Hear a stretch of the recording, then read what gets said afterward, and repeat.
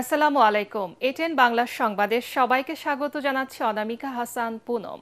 শুরুতে বিআরবি কেবল সংবাদ শিরোনাম। রাতে লন্ডন ছাড়বেন তারেক রহমান, দেশের মাটিতে পা রাখবেন কাল। স্বদেশ প্রত্যাবর্তন স্মরণীয় করে তোলায় দেশবাসীর প্রতি কৃতজ্ঞতা বিএনপির।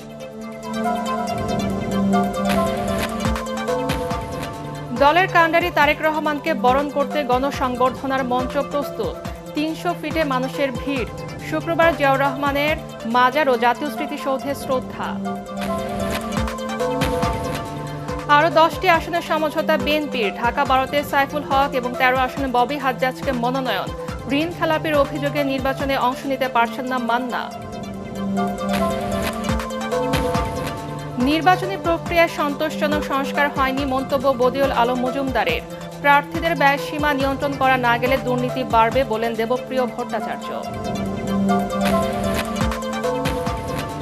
নির্বাচন পেছানোর ষড়যন্ত্র চলছে, সিএসির সাথে সাক্ষাতে এনসিপির অভিযোগ। লেভেল প্লেইং ফিল্ড নিশ্চিতের দাবি জামাতে ইসলামী।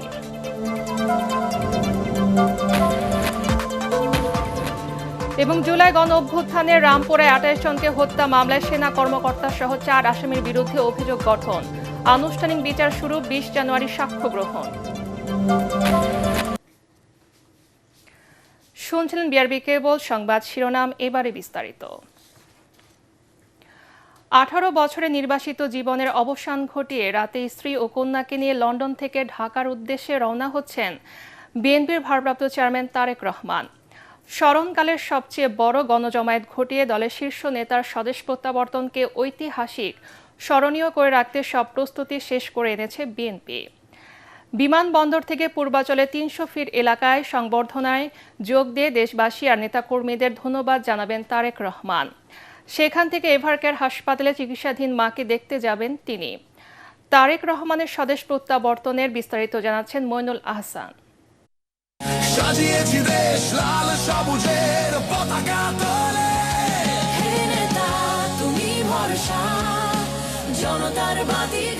মাতৃভূমিতে ফিরে আসা, দেশের মাটিকে স্পর্শ করার অপেক্ষায় এখন উৎসব আমেজ জিয়া পরিবারে। গেল কয়েকদিন ধরে সামাজিক যোগাযোগ মাধ্যমে জিয়া পরিবারের তৃতীয় প্রজন্ম তারেক রহমান, ডাক্তার জুবাইদা দম্পতির একমাত্র সন্তান জাইমা রহমানের পোস্টের সেই উচ্ছ্বাস ছুঁয়ে গেছে গোটা দেশবাসীকে।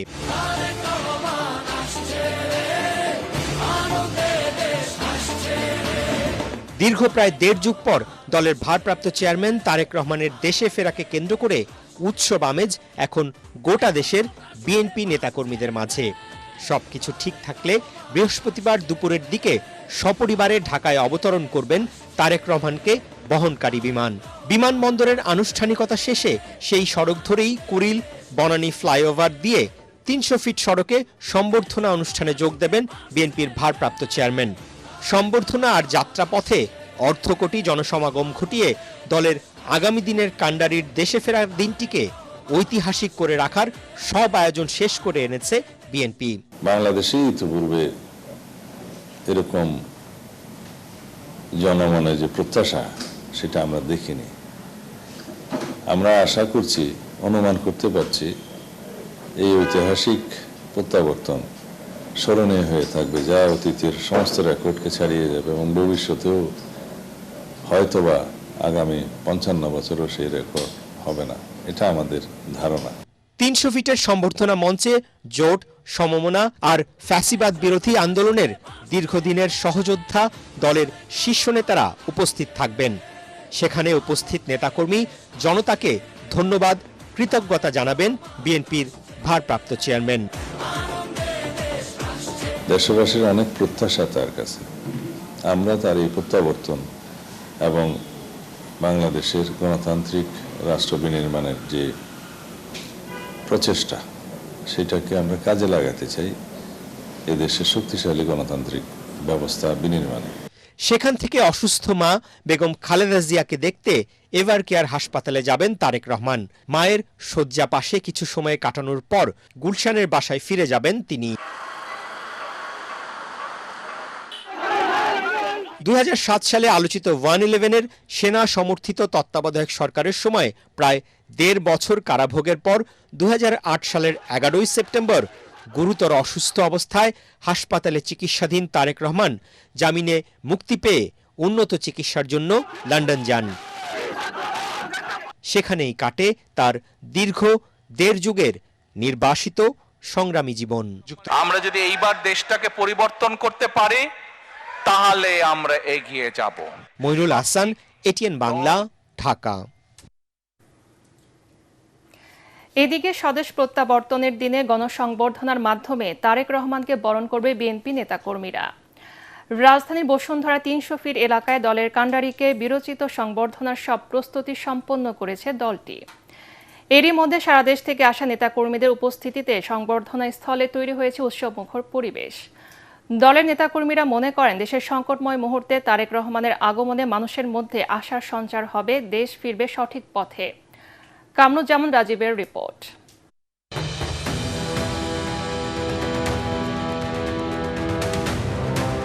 সব শঙ্কার অবসান ঘটিয়ে অবশেষে স্বদেশের মাটিতে পা রাখছেন বিএনপির ভারপ্রাপ্ত চেয়ারম্যান তারেক রহমান। দীর্ঘ ১৭ বছর নির্বাসিত জীবনে থাকা প্রিয় নেতাকে বরণ করে নিতে তাই কোনো কমতি রাখতে চান না বিএনপি নেতাকর্মীরা। তার স্বদেশ প্রত্যাবর্তনকে স্মরণীয় করে রাখতে রাজধানীর ৩০০ ফিটের ৩৬ জুলাই অ্যাভিনিউতে আয়োজিত গণসংবর্ধনায় অংশ নিতে দেশের সব জেলা থেকে আসছেন নেতাকর্মীরা। রেকর্ড সংখ্যক মানুষের উপস্থিতিতে তারেক রহমানকে বরণ করতে চান তারা। আমি মৌলভীবাজার থেকে এসেছি আমার নেতাকে একটা পলক দেখার জন্য।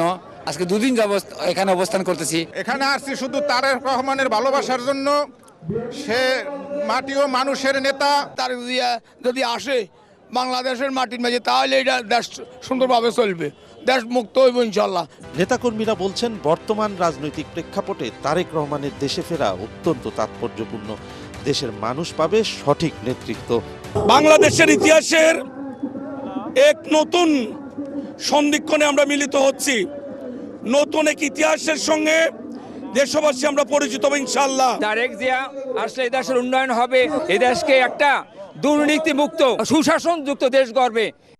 গণসংবর্ধনার সার্বিক প্রস্তুতির বিষয়ে অভ্যর্থনা কমিটির আহ্বায়ক সালাউদ্দিন আহমদ জানান, রাজধানীর সবগুলো প্রবেশমুখে থাকবে অভ্যর্থনা কেন্দ্র, থাকছে মেডিকেল ক্যাম্প। ইতিহাসের বৃহত্তম গণসমাবেশকে স্মরণীয় করে রাখতে নেতাকর্মীদের শৃঙ্খলা বজায় রাখার আহ্বান জানান তিনি।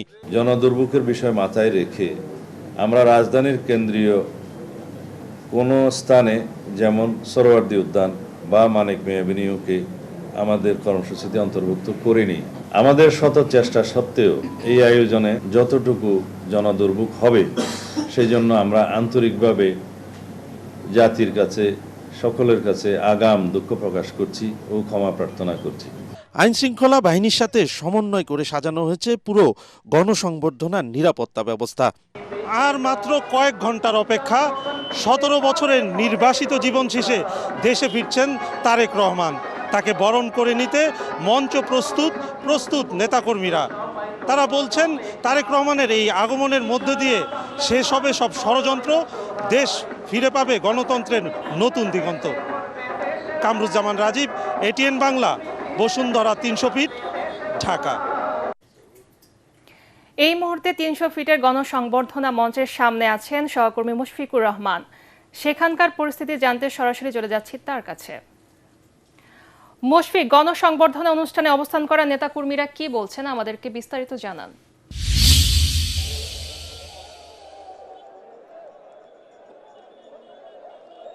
পুনম, এই মুহূর্তে অবস্থান করছি রাজধানীর ৩০০ ফিট এলাকায়, যেখানে তারেক রহমানকে আগামীকালকে সংবর্ধনা দেওয়া হবে।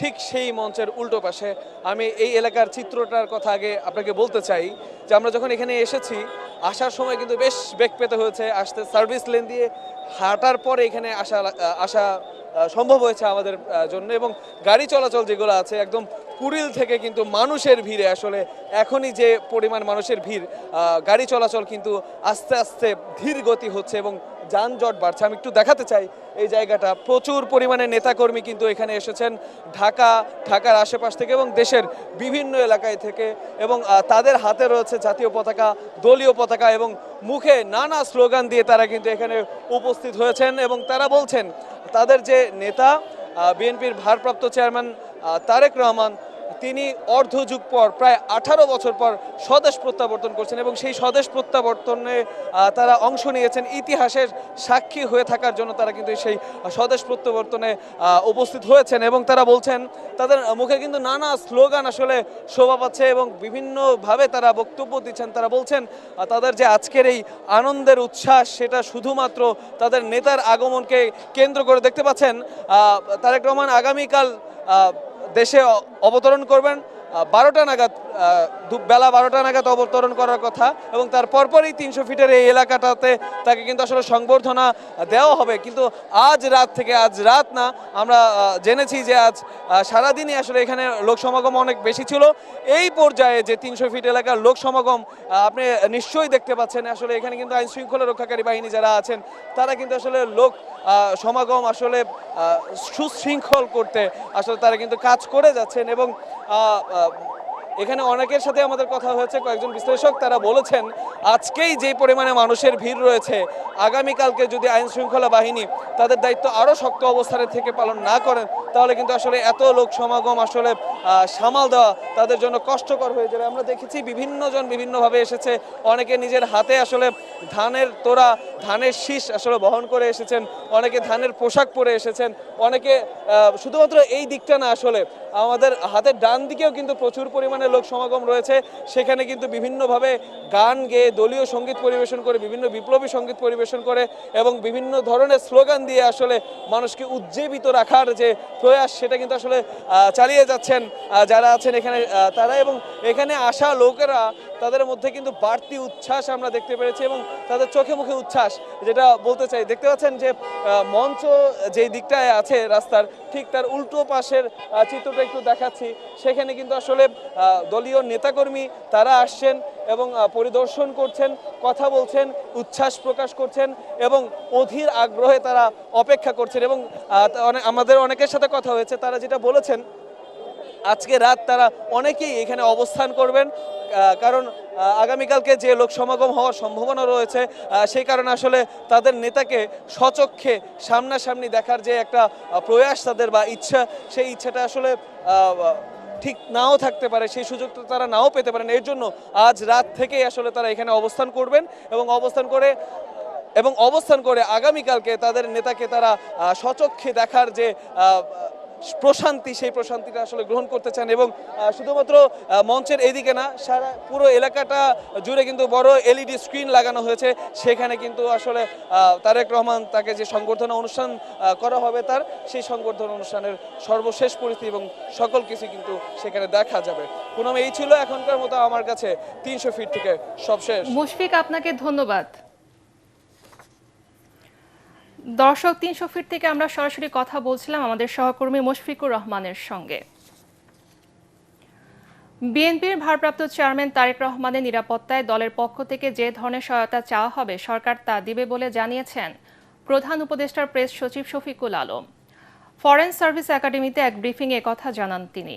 প্রেস সচিব বলেন, উপদেষ্টা পরিষদের বৈঠকে বাংলাদেশ টেলিযোগাযোগ অধ্যাদেশের সংশোধনী প্রস্তাব পাশ হয়েছে এবং সেন্টার ফর ইনফরমেশন সাপোর্ট প্রতিষ্ঠার মাধ্যমে national telecommunication monitoring centre NTMC বিলুপ্ত করা হয়েছে। এছাড়া সংশোধনী বাজেট পাশ করা হয়েছে বলেও জানান তিনি। সাংবাদিকদের প্রশ্নের জবাবে শফিকুল আলম বলেন, সর্বোচ্চ গুরুত্ব দিয়ে ওসমান হাদির হত্যা মামলার তদন্ত করা হচ্ছে।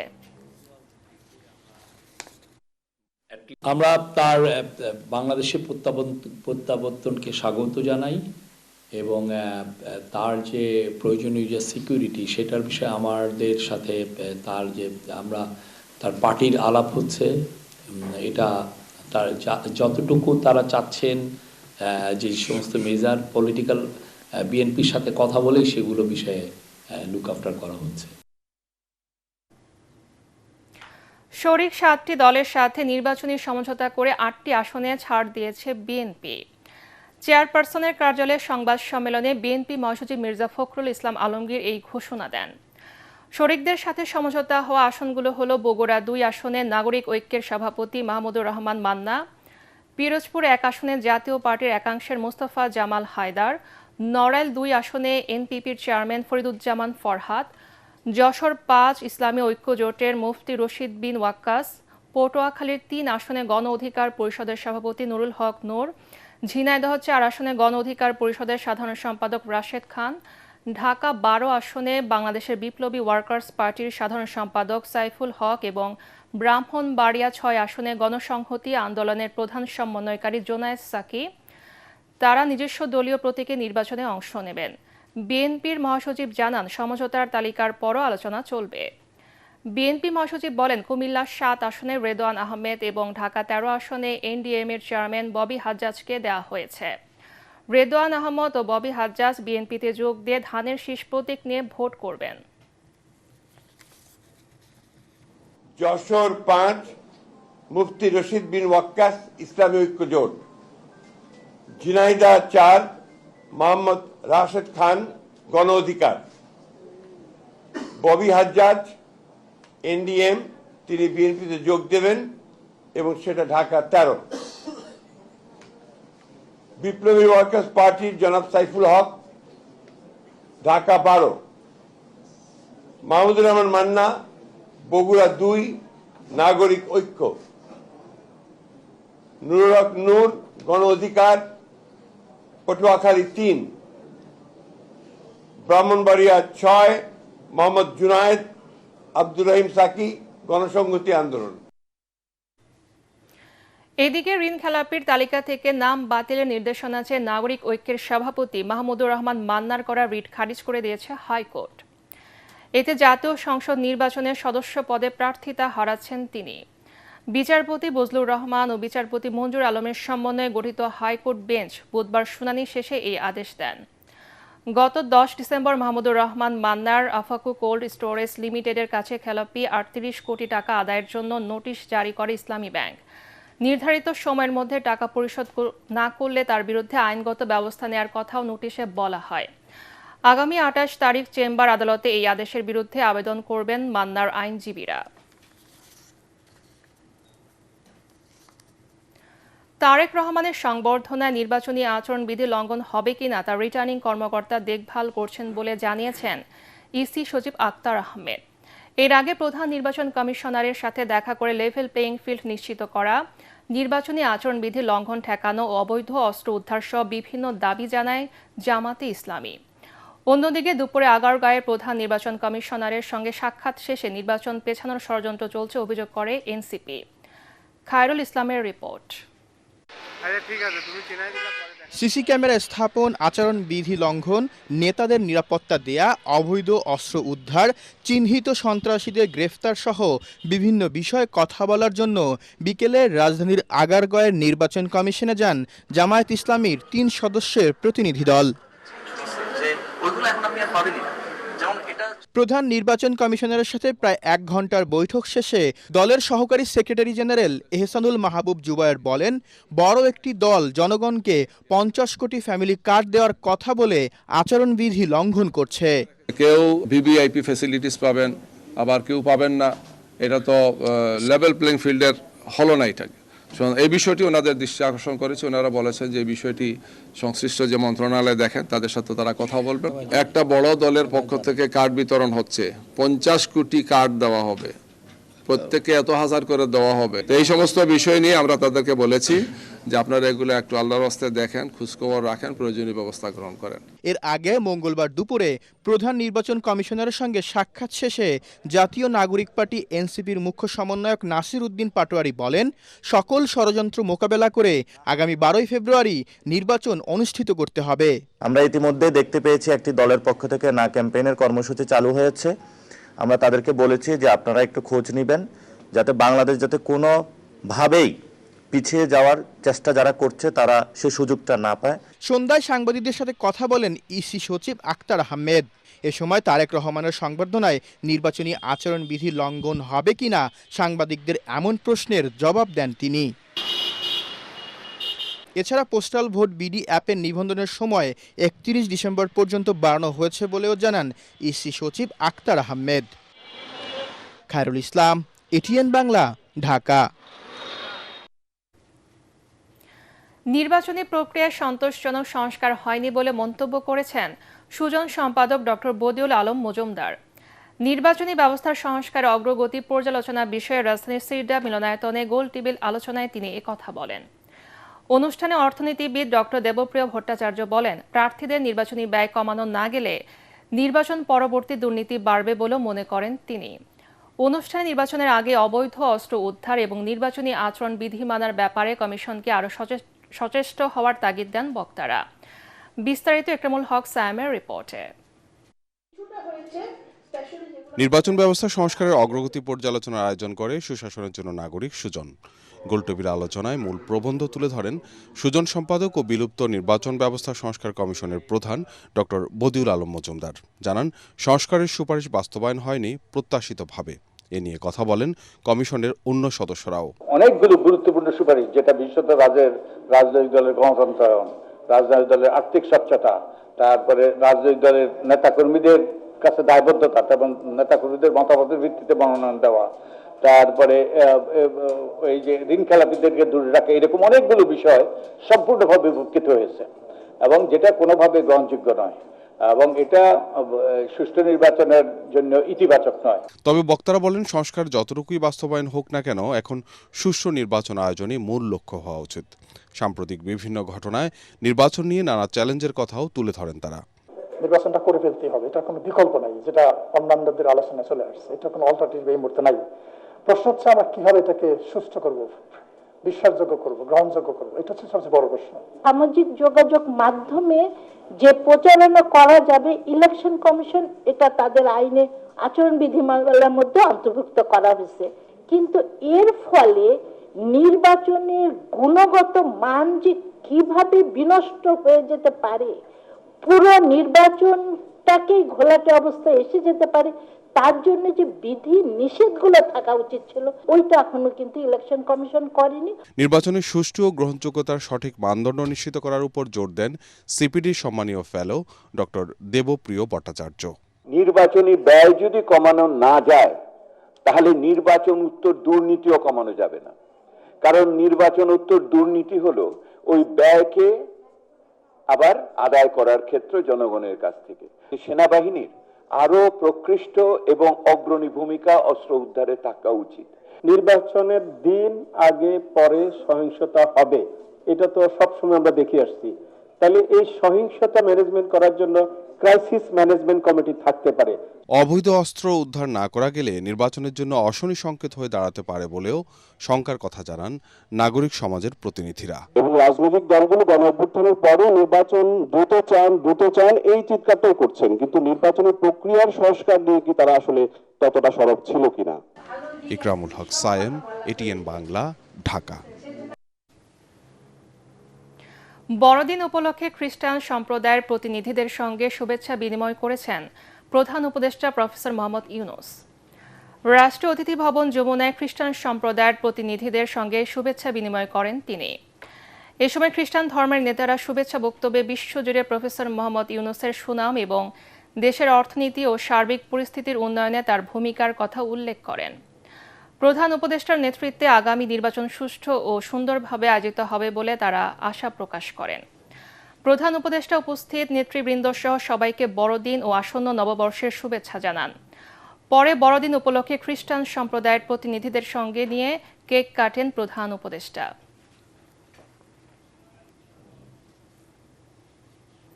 অন্তর্ভুক্তিমূলক, অবাধ এবং সুষ্ঠু নির্বাচন নিশ্চিত করতে প্রধান উপদেষ্টা অধ্যাপক মোহাম্মদ ইউনূসকে তাগাদা দিয়ে চিঠি দিয়েছেন আমেরিকার সংসদের নিম্নকক্ষ প্রতিনিধি পরিষদের 5 সদস্য। হাউস ফরেন অ্যাফেয়ার্স কমিটির পেজে প্রকাশ করা চিঠিতে আসছে ফেব্রুয়ারি নির্বাচনে একটি রাজনৈতিক দলকে সম্পূর্ণ নিষিদ্ধ রাখার ব্যাপারে উদ্বেগও জানানো হয়েছে। একই সাথে 24-এর গণ অভ্যুত্থান পরবর্তী জাতীয় সংকটের সময় সরকারের হাল ধরায় প্রধান উপদেষ্টাকে ধন্যবাদ জানান কংগ্রেসম্যানরা। অন্তর্বর্তী সরকার জনগণের ভোটাধিকার প্রয়োগের যথেষ্ট সুযোগ করে দেবে বলে চিঠিতে আশা প্রকাশ করা হয়েছে। কোনো রাজনৈতিক দলকে নিষিদ্ধ রাখলে এবং ত্রুটিপূর্ণ আন্তর্জাতিক অপরাধ ট্রাইব্যুনাল চালু রাখলে জনগণের আকাঙ্ক্ষা বাস্তবায়িত হবে না বলেও চিঠিতে উল্লেখ করেন প্রতিনিধি পরিষদের সদস্যরা। পাশাপাশি 2018 এবং 24-এর ত্রুটিপূর্ণ জাতীয় নির্বাচনের সমালোচনাও করেন তারা। চিঠিটির বিষয়ে সরকারের প্রতিক্রিয়া পররাষ্ট্র উপদেষ্টা তৌহিদ হোসেনের কাছে জানতে চাইলে তিনি কোনো মন্তব্য করতে রাজি হননি।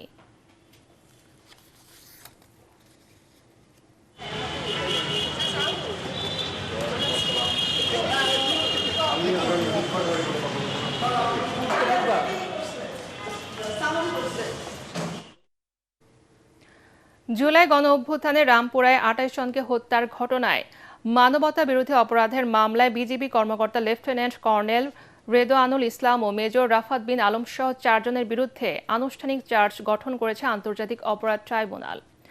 আগামী 20 জানুয়ারি এই মামলার সাক্ষ্য গ্রহণ শুরু হবে। মামলার শুনানি শেষে চিফ প্রসিকিউটর তাজুল ইসলাম বলেন, বিজিবি কর্মকর্তা রেদোয়ান ও রাফাতের নেতৃত্বে রামপুরায় গণহত্যা হয়। বিস্তারিত জানাচ্ছেন ইয়াসিন রানা।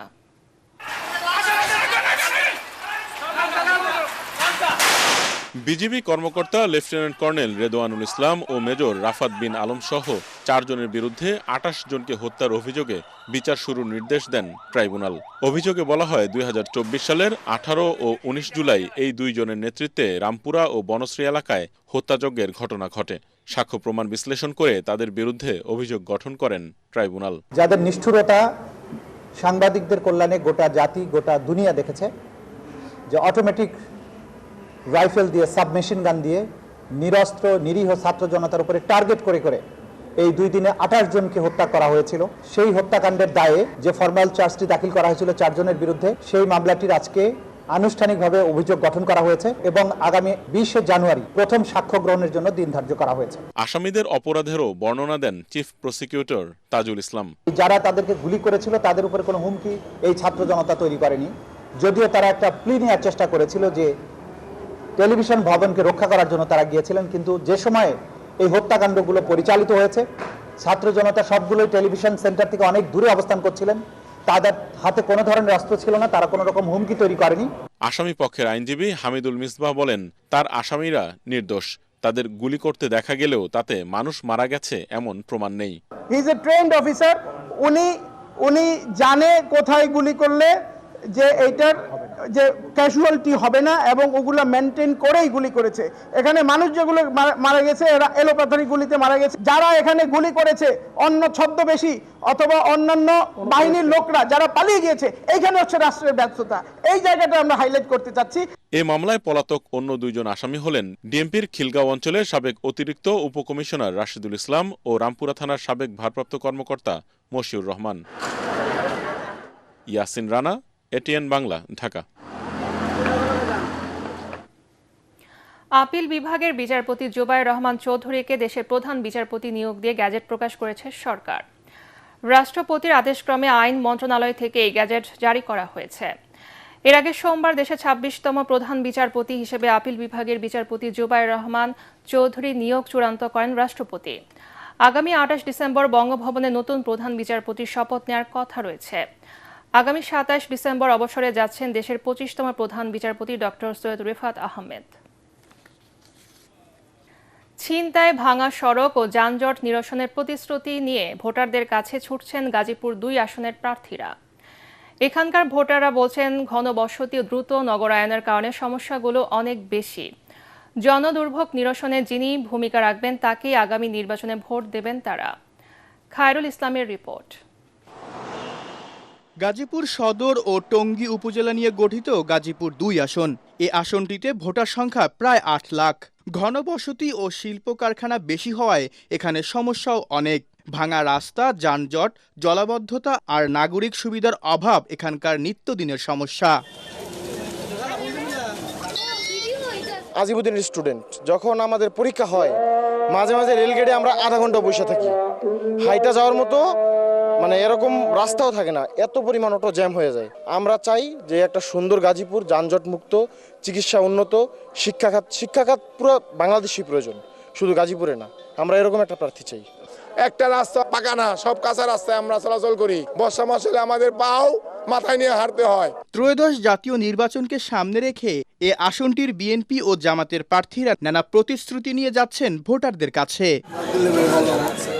নির্বাচিত হলে শ্রমিকদের আবাসন, স্বাস্থ্যসেবা, আধুনিক সড়ক অবকাঠামো, যানজট নিরসনে ফ্লাইওভার ও বিকল্প সড়ক করার প্রতিশ্রুতি দিচ্ছেন বিএনপি মনোনীত প্রার্থী এম মঞ্জুরুল করিম রনি।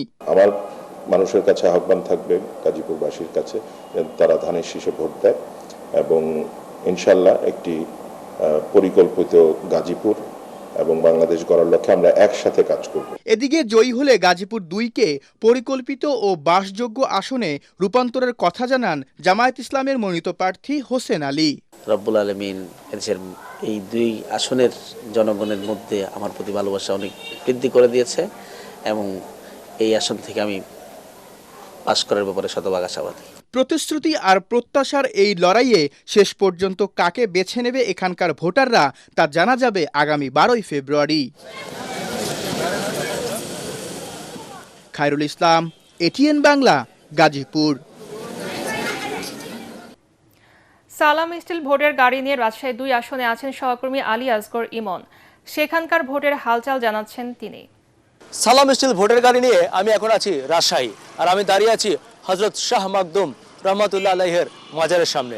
শুনবো এখানকার স্থানীয় মানুষ এবং ভোটারদের মতামত নির্বাচন নিয়ে কি ভাবছেন তারা। অন্য দল আসলে আমরা এটা বুঝতে পারবো যে তারা আগের দলের থেকে কতটা বেটার করছে বা ভালো কিছু করছে নাকি আরো অধপতনে যাচ্ছে। দেশাত্মবোধের অভাবের জন্য দেশ তলিয়ে যাচ্ছে। দুর্বল শাসন দিয়ে দেশ চলবে না, আমি বলছি লিখে দেখাও।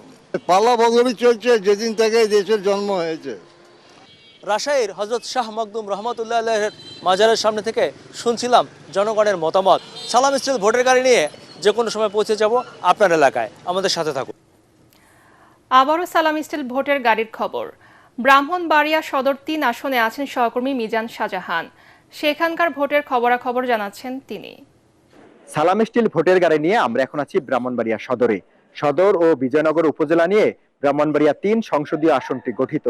জামাত এবং বিএনপির মধ্যে মূল লড়াই হলেও এই আসনে এনসিপি সহ অন্যান্য দলেরও প্রার্থী রয়েছেন। স্বতন্ত্র প্রার্থী হিসাবেও দেখা যাবে একাধিক মুখ। আমরা এখানে ঘুরে ঘুরে সালাম স্টিল ভোটের গাড়ি নিয়ে সারাদিন বিভিন্ন শ্রেণী পেশার ভোটারদের সঙ্গে কথা বলেছি, জানতে চেয়েছি তাদের প্রতিক্রিয়া। তারা বলছেন যে তাদের গ্যাস দিয়ে, সেই গ্যাস দ্বারা উৎপাদিত বিদ্যুৎ দিয়ে আশপাশের জেলা আলোকিত হচ্ছে, এমনকি রাজধানী ঢাকাও আলোকিত হচ্ছে, কিন্তু এখানকার অনেকে গ্যাস পাচ্ছেন না। তাই তারা বলছেন আগামীতে যিনি এখানে সংসদ সদস্য নির্বাচিত হবেন তাকে ঘরে ঘরে গ্যাসের নিশ্চয়তা দিতে হবে। সালাম স্টিল ভোটের গাড়ি নিয়ে ব্রাহ্মণবাড়িয়া সদর থেকে এই মুহূর্তে হচ্ছে আমার কাছে সবশেষ খবর। কেরানীগঞ্জের 5টি ইউনিয়ন নিয়ে ঢাকা 3 আসন। এই আসনের অন্যতম প্রধান সমস্যা সন্ত্রাস, মাদক, চাঁদাবাজি ও দূষণ। ভোটাররা বলছেন এই সমস্যা সমাধানে যে প্রার্থী কাজ করবেন তাকেই বেছে নেবেন তারা। নির্বাচিত হলে মাদক মুক্ত ডিজিটাল কেরানীগঞ্জ গড়ে তোলার প্রতিশ্রুতি দিয়ে ভোটারদের দাঁড়ে দাঁড়িয়ে ছুটছেন বিএনপি ও জামাত মনোনীত প্রার্থী। রিপোর্ট জামিল হাসান শান্তর। জিঞ্জিরা, আগানগর, তেঘুরিয়া, কোন্ডা ও সুভাড্ডা এই 5টি ইউনিয়ন নিয়ে ঢাকা 3 আসন। মিশ্র অর্থনীতির এই অঞ্চলে আছে যেমন গ্রামীণ পেশা, আছে আধুনিক ব্যবসা, শিল্প ও সেবা খাতের সম্ভাবনাও। শ্রমনির্ভর এই আসনে আছে নানা সমস্যা। এখানকার বড় সমস্যা মাদক, আর প্রতিনিয়তই ঘটছে চুরি ছিনতাইয়ের মতো অপরাধ। এই যে নদী দূষণ, দেন হচ্ছে আপনার হচ্ছে মাদক। সমাজে মাদকাসক্তি, তাদের বিরুদ্ধে দাঁড়িয়ে আমরা একটা মুক্ত আর কি মাদক শক্তি সমাজ আর কি করতে চাই। কাঁচা রাস্তা এবং বুড়িগঙ্গার দূষিত পানি কেরানীগঞ্জবাসীর দীর্ঘদিনের সমস্যা। কোনো জনপ্রতিনিধি এসব সমস্যা সমাধানে উদ্যোগ নেননি। আমরা চাই সন্ত্রাসমুক্ত সমাজ চাই এবং এই উন্নয়নে যারা ভালো কাজ করবে তাদের কিছু জনগণ সমর্থন করবে। জলাবদ্ধতা আছে, যানজট আছে। বাবুবাজার কদমতলী থেকে বাবুবাজার ব্রিজ পর্যন্ত এখানে অনেক যানজটের সৃষ্টি হয়। উন্নয়নের আশ্বাস নয়, নির্বাচিত হলে এলাকার উন্নয়নে কাজ করার প্রতিশ্রুতি দেন বিএনপি মনোনীত প্রার্থী গয়েশ্বর চন্দ্র রায়। ভোটের পর আমি প্রতিগ্রামে যাব, তাদের সাথে বসবো, দলমত নির্বিশেষে, ধর্ম বর্ণ নির্বিশেষে ওই এলাকার মর্মরূপী নিয়ে তাদের সমস্যার কথা শুনব, সমস্যাটা চিহ্নিত করব, সমস্যাটাকে সমাধান করার জন্য তাদের কাছ থেকে প্রস্তাবনা চাইব। এই আসনে জামায়াতের প্রার্থী অধ্যক্ষ মোহাম্মদ শাহিনুর ইসলাম বলেন, সারা দেশে দাঁড়িপাল্লার জোয়ার বইছে, জয়ের ব্যাপারে শতভাগ আশাবাদী তিনি। যে প্রার্থী নির্বাচিত হোক তার কাছে সন্ত্রাস আর মাদকমুক্ত কেরানীগঞ্জ গড়ার প্রতিশ্রুতি চান ভোটাররা। জামিল হাসান শান্ত, এটিএন বাংলা, ঢাকা। এবারে অর্থ সংবাদ।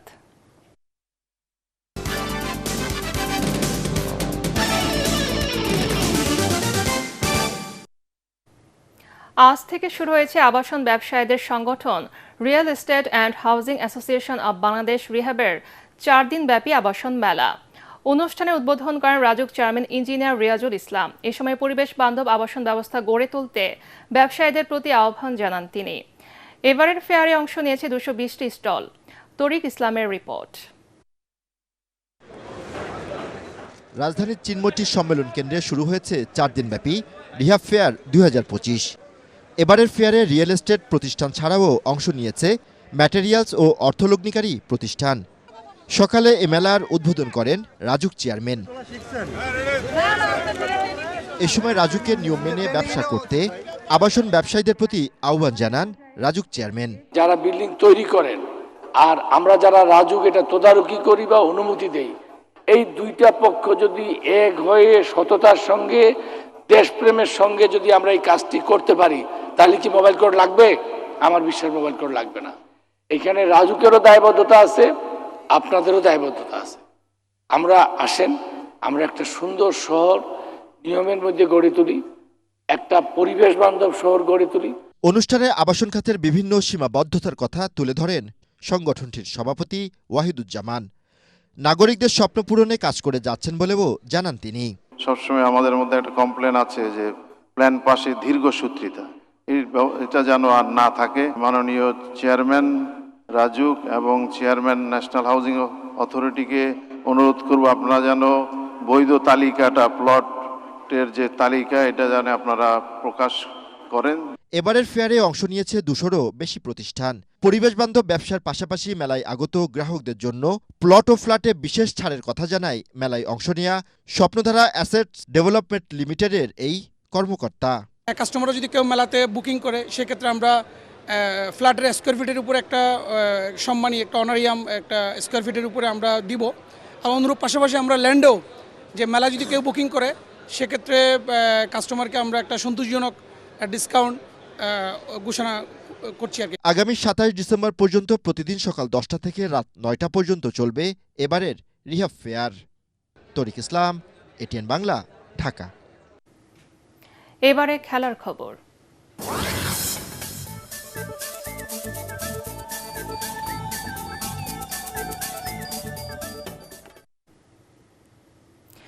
এবারের বাংলাদেশ প্রিমিয়ার লিগে রাজশাহী ওয়ারিয়র্সের হয়ে মাঠ মাতাবেন সন্দীপ লামিচানে। গতকালই বাংলাদেশে এসেছেন নেপালের এই স্পিনার। মূলত প্রধান কোচ হান্নান সরকারের চাওয়াতে রাজশাহীর হয়ে বিপিএলে খেলবেন লামিচানে। কোচের প্রতি কৃতজ্ঞতা প্রকাশ করেছেন এই স্পিনার। রাজশাহীর হয়ে বিপিএলে শিরোপা জেতার লক্ষ্য তার। দলটির শক্তিমত্তার কথা বলতে গিয়ে লামিচানে বলেন, অসাধারণ সম্ভাবনা রয়েছে রাজশাহীর।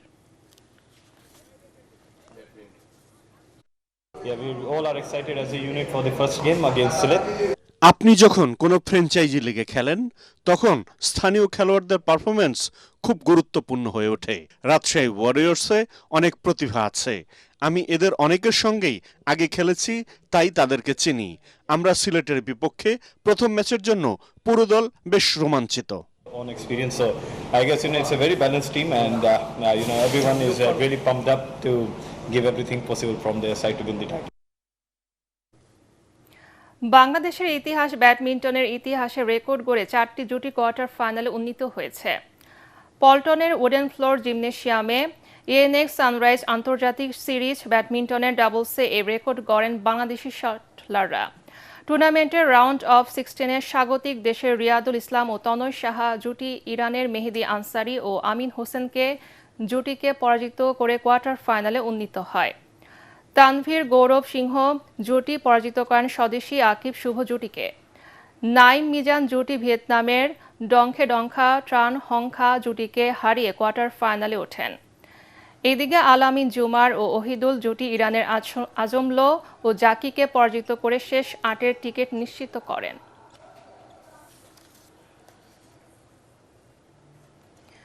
শেষ করার আগে বিআরবি কেবল সংবাদ শিরোনাম আরেকবার। রাতে লন্ডন ছাড়বেন তারেক রহমান। দেশের মাটিতে পা রাখবেন কাল। স্বদেশ প্রত্যাবর্তন স্মরণীয় করে তোলায় দেশবাসীর প্রতি কৃতজ্ঞতা বিএনপির। দলের কাণ্ডারি তারেক রহমানকে বরণ করতে গণসংবর্ধনা মঞ্চ প্রস্তুত। 300 ফিটে মানুষের ভিড়। শুক্রবার জিয়াউর রহমানের মাজার ও জাতীয় স্মৃতিসৌধে শ্রদ্ধা। আরও 10টি আসনের সমঝোতা বিএনপির। ঢাকা 12তে সাইফুল হক এবং 13 আসনে ববি হাজ্জাজকে মনোনয়ন। ঋণ খেলাপির অভিযোগে নির্বাচনে অংশ নিতে পারছেন না মান্না। নির্বাচনী প্রক্রিয়া সন্তোষজনক, সংস্কার হয়নি মন্তব্য বদিউল আলম মজুমদারের। প্রার্থীদের ব্যয়সীমা নিয়ন্ত্রণ করা না গেলে দুর্নীতি বাড়বে বলেন দেবপ্রিয় ভট্টাচার্য।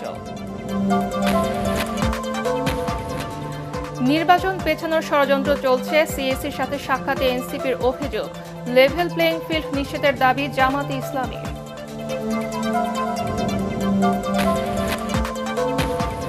এবং জুলাই গণ অভ্যুত্থানে রামপুরায় 28 জনকে হত্যা মামলায় সেনা কর্মকর্তা সহ 4 আসামির বিরুদ্ধে অভিযোগ গঠন। আনুষ্ঠানিক বিচার শুরু 20 জানুয়ারি সাক্ষ্য গ্রহণ। পরবর্তী সংবাদ দেখার আমন্ত্রণ জানিয়ে এখনকার মতো শেষ করছি। ATN বাংলা সংবাদ ইউটিউবে দেখতে ব্রাউজ করুন /ATN বাংলা নিউজ। ধন্যবাদ সবাইকে।